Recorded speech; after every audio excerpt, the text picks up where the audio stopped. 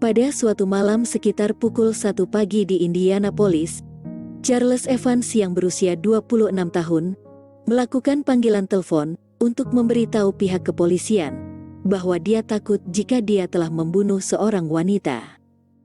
Saat itu adalah tanggal 3 Oktober di tahun 1985.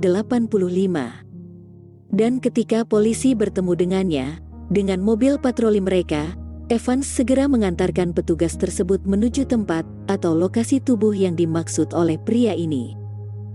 Dan benar saja, di tempat parkir, polisi menemukan tubuh seorang wanita yang kemudian diketahui sebagai Darlene Hendrick yang sudah tak bernyawa.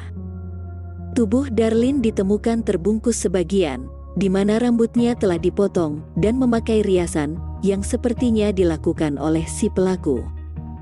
Menurut pengakuan Evans, dia bertemu Darlene pada malam itu saat wanita tersebut sedang menunggu bus di sebuah halte.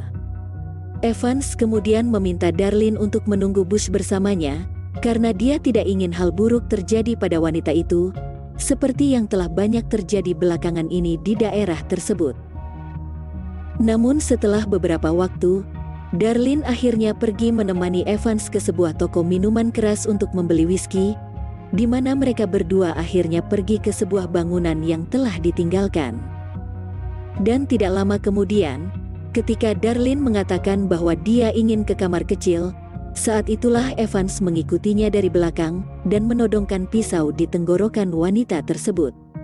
Dengan kata lain, di bawah todongan pisau itu, Evans mulai melecehkan Darlene. Namun bukannya lari menyelamatkan diri, setelah kejadian pelecehan tersebut, Darlene justru kembali menemani Evans untuk membeli lebih banyak minuman keras dan kembali lagi ke gedung yang ditinggalkan tersebut, di mana Evans kembali melecehkan Darlene untuk yang kedua kalinya. Saat itu, Darlene berusaha meyakinkan Evans untuk menyimpan pisau tersebut, namun Evans menolaknya. Dan kali ini, Evans tidak hanya menodongkan pisau, namun dia juga mulai melukai tubuh Darlene.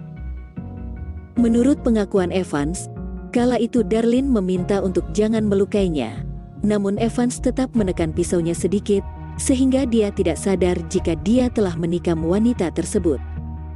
Dan akhirnya, ketika Evans menyadari bahwa dia telah menikam Darlene terlalu dalam, dia seketika ketakutan jika dia baru saja membunuh Darlene.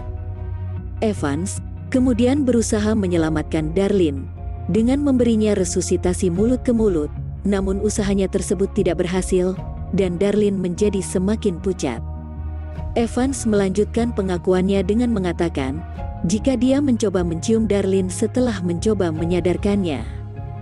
Dan Evans juga mengakui jika dia kembali memperkaos Darlene saat Darlene sekarat atau mungkin juga telah meninggal dunia.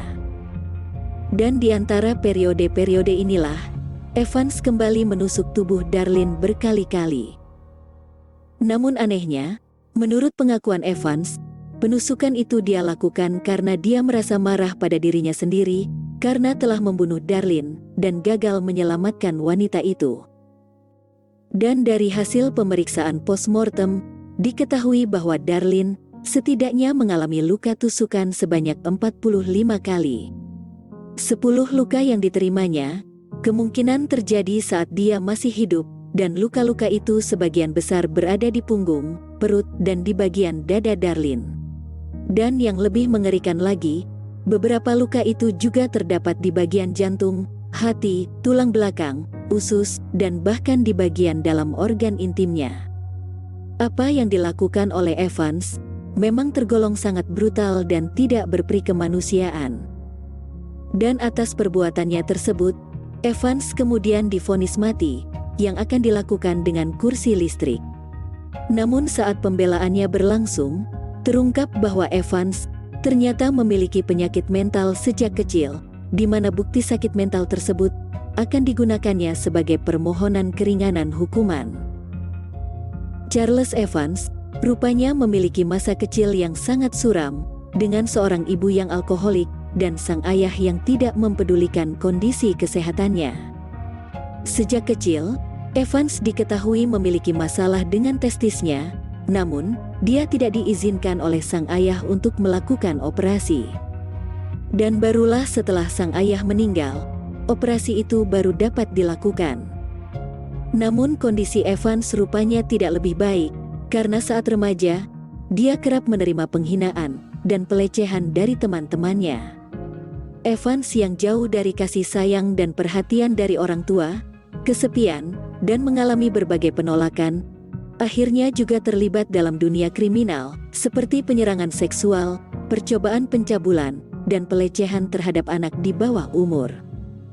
Pernah kejadian, di mana ketika Evans tertangkap oleh ibu dari seorang gadis di bawah umur yang akan dilecehkannya, dia menangis sejadi-jadinya dan kemudian melukai dirinya sendiri saat dia berada di penjara.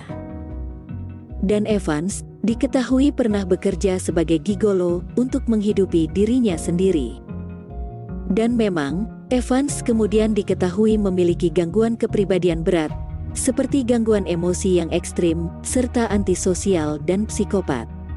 Namun demikian, bukan berarti dia dapat diampuni begitu saja atas perbuatan keji yang dilakukannya terhadap Darlene.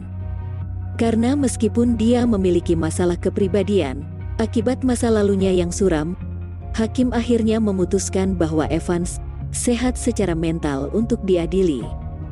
Dan akhirnya, walaupun tidak jadi divonis mati, pada tahun 1992, hukuman Evans diubah menjadi penjara seumur hidup. Hal ini karena hakim masih mempertimbangkan masa kecil Evans yang suram dan terabaikan. Dan atas pemerkosaan dan pembunuhan yang dilakukannya secara berurutan, Evans diprediksikan akan bebas pada tahun 2089 atau ketika dia berusia 133 tahun.